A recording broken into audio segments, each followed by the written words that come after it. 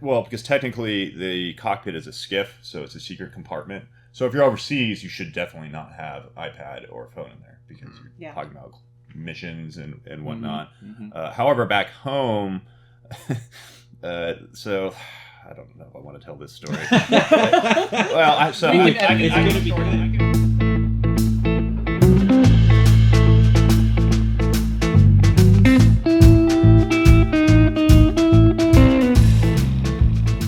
Welcome back inside NEPM Studio 61A aboard Battleship, Iowa, for another episode of Scuttlebutt, the official podcast of the National Museum of the Surface Navy in affiliation with the Surface Navy Association's Battleship, Iowa chapter.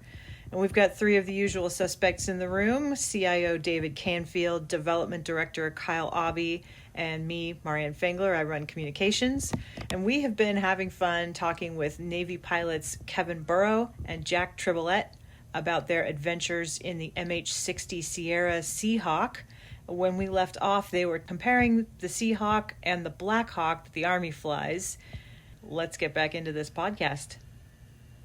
Shout out to the Army, though. The Army version in the Black Hawk is way more updated than anything in the Navy, and they have some great stuff that maybe the Navy will never get. I don't know. Maybe we don't need them, but oh man, there's stuff that the Army has. It's great. Like their screens will have moving maps of terrain and stuff, and ours is just black with a green line that's showing you where you're going. So if they weren't splitting up that Navy budget with the Marine Corps, I know. Like this. I know. It may just be cultural. My favorite phrase: the Navy, 250 years of tradition, unhampered by progress. Well, there's all sorts of little fixes that they've tried doing. At least when I was there, we all fly with tablets. So I don't know, you had an iPad with ForeFlight on it. Really is the best thing ever. You're sitting there just looking at a map. It's moving. It's like high tech as possibly. It's on my left leg where my kneeboard would be on my right. So this is the transition from the embedded TomTom in your car to just your phone having all the actual information. Yeah. Oh, they're great. It was connected to the internet. It had the weather. It had everything. So it was a seriously great piece of equipment. So of course we tell the Navy we want this. Yeah. Give us iPads. Give us ForeFlight. They buy the cheapest tablet they could possibly buy and try to use that, which then no one uses. Yep. Eventually they ended up paying for ForeFlight for everyone, so that was great. Because we all used it. So it was a no-brainer, honestly. Yeah. And having the weather on your leg like that saved me multiple times, honestly. Really? Oh, wow. Yeah. So, I don't know what his experience was flying, but the most dangerous moments I ever had flying were because of weather, more than anything. Well, you have to share at least one with us, both of you. Well, I can even say, maybe before that story, but even, so when I was in Station SAR, which is Search and Rescue, up in China Lake, where we did a lot of search and rescue ops for not only just Navy down aircraft, but it would be what do they call it? Not Parks and Rec, the Forest Rangers and all that stuff that work in the Sierra Nevadas and Death Valley and all that stuff. When there's a missing hiker or whatever, we'd go out, and when we would go out, we'd be out in places that did not have cell service, and we would have an iPad that we'd put up right in the center console. And it was connected satellite back to home base in China Lake, and we could push text messages back and forth to each other on locations or wherever the park services were sending us new information or whatever. We wouldn't get it in the aircraft. We'd have to wait till it showed up on the iPad, and that was the only way to communicate with anybody. So, crazy. Yeah. Well, I kind of wonder where they're actually sitting at right now, because the last thing that was happening in the squadron when I left, there was a big fight over whether there should be cell phones and tablets in the cockpit still. Oh, yeah, that was a thing. Because technically the cockpit is a skiff, so it's a secret compartment. So if you're overseas, you should definitely not have iPad or phone in there, because you're talking about missions and whatnot. However, back home, so... I don't know if I want to tell this story. It's going to be good. I can shortcut it. So I had a friend who was in a crash and out in Norfolk, and so he crashed, and I was training up SDO that day. So someone's standing watch, And the phone rings, and it's a brand new guy, so I look at him, what are you going to say? Because there's a little script that you say when someone calls, right? So he's super nervous. Good morning, sir, ma'am, this is blah, blah, blah, like going off. He looks at me all wide-eyed and said, they're asking for you. Like, they're asking for me directly? What? That's kind of weird. And I answer the phone, and a friend says, hey, I just crashed in a field up north. He's on his cell phone. So there is another option. We all carry emergency radios. So the other option would be, you got on guard, like Mayday, Mayday, like I just crashed. And then everyone in the world knows that you just crashed. Yeah. That being said, the news helicopters were there within like 5 minutes. I couldn't believe how fast they were. We had 2 other birds in the air doing like a training mission, and they started trying to corral them away from the crash. Everyone was fine in the crash, luckily, so... Thank God. But so back to the cell phone thing. Yeah. It made sense to me to keep the cell phones in there. And we can talk about weather stories as well. Yeah. There was I have a pretty bad weather story. So it almost took us down. I do too. Yeah. So. Would you like to go first? Sure. Since we're on that track. I hate driving in bad weather, let alone flying. Yeah, in it. exactly. It's. I mean, even going up to the airport and things start pouring down rain. It's like, okay, if they can get this thing off the ground, it's just intimidating. Yeah. Like, and you don't really have an option. I mean, that's part of your job is to go out there and navigate it when others aren't going to. Yeah. Yeah. So here's my story. Back from my first deployment, very senior 2P, just trying to get hours to make hack. Guy sitting next to me was a brand new hack. What's that? Yeah, so 2P is the second pilot, so that's the right seat pilot in the 60. So they're the ones that actually do the majority of the flying. That's a qualification they gain essentially before, in at least my squadron, that you would actually even go on deployment. That means you were deployment capable. The person in the left seat is the helicopter aircraft commander, the hack. They're the decision maker. They are in charge of the aircraft. It's quite a long process to get there. You have to get 500 hours, and they go through all these boards and whatnot to prove that you have and demonstrate that you have both the knowledge and the decision making more than anything to be safe in the aircraft. 28-year-old person in charge of a $30 million asset. Yep. No big deal, right? And 4 people's lives. And 4 people's lives. That's right. So brand new hack sitting in the left seat. I am about to have enough hours to be hacked, but very experienced 2P. I just come back from deployment. I'm pretty close to that threshold. We're going out for a training mission that day. We take a look at the weather, and there's a pretty big line of storms up to the north of us. So you always want to fly towards the bad weather, especially if it's coming south. So then you can go towards it, and if it comes south, we can just jet back as fast as we can to get away from it. So we ORM it, which is Operational Risk Management. Explain all the acronyms. We love our acronyms in the Navy. We do. So we discussed this. So we have a plan, and it made sense. We go out there. We're pretty close to home field, and we're just beating up the pattern at a airfield nearby. And we notice the weather is getting closer and closer. So we land and look at the iPad, and guess what? It's not just a system moving south now. They're pop-up storms, which are the worst thing possible. So they just randomly are popping up all around us. He's a brand new hack, so he's like, well, I really don't want to shut down the aircraft here. It's a really embarrassing thing to be like, hey, come pick us up 3 hours away, even though it's a 20-minute flight, right? So we ORM it, and we make the decision, let's just take it really safe. We'll pick up, go back to the river, and see if we can take it back to the airfield. And we'll take it step by step. If we can see down the river, we're going to keep going. If not, we're going to turn around. So we pick up, go towards the river. It looks good down the river, and we're like, let's go, like as fast as we can, right? So we take off, and we immediately hit a wall. So there's just a huge rain wall, and we're like, well, we need to turn around as fast as possible. Turn around, there's a rain wall behind us as well. Like, well, we have one option now. We have to climb and go into this, and it's a massive thunderstorm. This is not just like your basic rain. There's lightning everywhere. Luckily, above us was clear for about 3,000 feet. So we were able to climb up to the altitude that the controllers could hear us, because they have a hard time hearing you if you're at like 1,500 feet or below. So we get up there, and we're able to make contact. The guy's first response was, what are you doing out here right now? We're like, that's besides the point. Don't worry about it. Get us home. We're here. So... we were able to climb up high enough and at least get on our instrument clearance to go back home. So immediately punch into the clouds. Thank God we had a really experienced crewman in the back. Actually, this is a good part of the story too. So we had a really experienced crewman in the back who was actually a jet pilot now. So he actually picked up and became a pilot himself. But the other 2 people back there was a crewman that was being evaluated whether he should still be a crewman or not, because he had severe issues in the aircraft. And then our corpsman, who was getting her flight hours for the month, so someone who does not like flying very much, just curled up in a ball in the back. Please.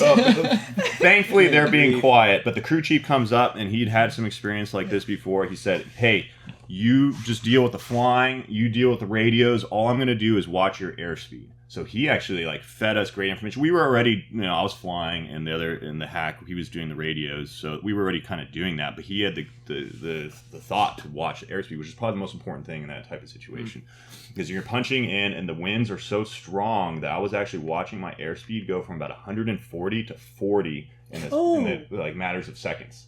And it's all based on the wind shear and where your nose is, and you're constantly chasing altitude in that moment, or your airspeed, and you're trying to stay on altitude as well, and then not also over torque the engines. So it's all manual. So you're sitting there doing a dance, and my brain, I try to describe when you're in these serious situations, your field of view just tightens, right? So you're getting just closer and closer to the point I'm essentially seeing through a straw. And I'm on the instruments only. You don't want to look outside in these instances. So we're completely looking inside. Thankfully, he took us way around the worst of the weather and then back in. We broke out 400 feet, shooting an approach into the home field. We get to the line, shut down, and I don't think we looked at each other until it shut down. And they both got out, and we looked at each other like, oh, God. What was that? And as soon as I go inside, the crew chief, he goes, yeah, I didn't think it was a good idea to tell you guys this, but there was lightning all around us the whole time. Yeah. Oh, my God.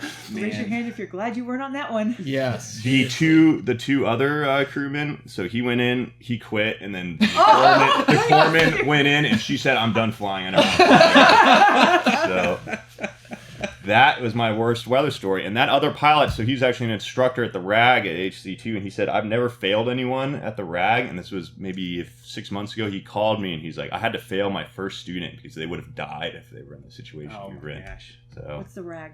the FRS, the Fleet Replacement Squadron. That is the last step in your flight training where you're actually learning to fly the aircraft that you're going to fly. So you're learning to fly the 60 in the RAG. So we're flying the Sierra. And do you know why we call it the RAG? I don't remember. I don't, actually. So the FRS, yeah, Fleet Replacement Squadron. Makes sense. It's Yeah. HSC2. Lines up. I don't know. There's probably some random World War II I'm sure thing. there is. Yeah, who knows?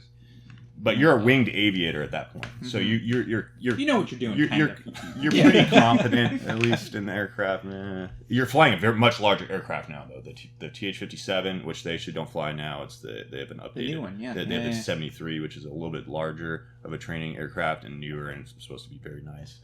We were flying back in our day. Yeah, they have iPads already installed in those. Yeah, exactly. The 57 was so old that one of my good friends said my grandfather flew this training aircraft. Literally. Like literally? Yes, literally. So, that was my weather That's story. your weather story? Yeah. Okay. I have two. So I have a scary Alright. one. I have a scary one, and then I have one of we are the world's greatest Navy. So I'll end on the high note, I right? like that. That's good. So my scariest one, also a deployment story. So we got there's always something that we briefed and we talked to on our last flight off. So as the aircraft carrier is coming back in, the entire air wing will fly off ahead of it coming back, right? Because once it pulls into port, you're not getting the aircraft off anymore. And so we had 9 60s that we were going to fly off all at the same time in 3 groups of 3. And then we had this whole vision that, the families would be waiting for us out on the airfield. It's going to be this great formation. We're going to do some kind of really cool break over the airfield, and everybody's going to love it, right? And as is tradition, the weather that day is horrible, like utterly, utterly horrible.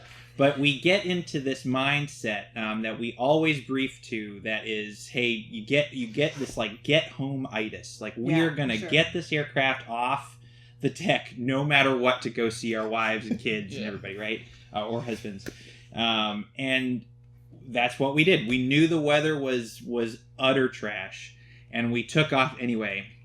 And so we're basically getting to about maybe 20 miles from home, And it was like something out of a movie. It wasn't just a pocket of clouds or thunderstorms or whatever. It was a solid wall of clouds that went from about, 10,000 feet down to right to the ocean level. And you could fly along it, and there was beautiful blue sky. And then just, again, like an absolute wall of clouds. And we're saying, well, let's just go down the wall of clouds and see if we can maybe get around it, right? And we kind of keep doing that, all 9 of us, and eventually someone, speaks up like, hey, how long are we going to be doing this? We don't have enough gas to just keep, trucking along the clouds. And so we're like, okay, yeah, you're right. All right, we're going to go through it.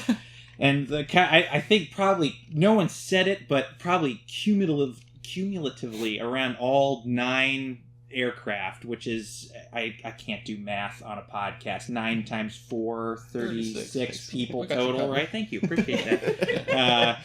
Pilots are great at math. Put the iPad. Yeah, there you go. The iPad. Nobody said anything, but I'm sure they were all thinking like, oh my God, are we really going to do this? And we punched through the clouds, and it is immediate that you cannot see anything. I mean, if you're driving a car, I would like equate it to, you could maybe see 3 car lengths in front of you, like the clouds and everything was so bad. And so we punch into the clouds, and all of a sudden, the only thing I can see, because I was number 2 on a 3 aircraft formation out of the 9, right? And so it's quite a fender bender. Yes.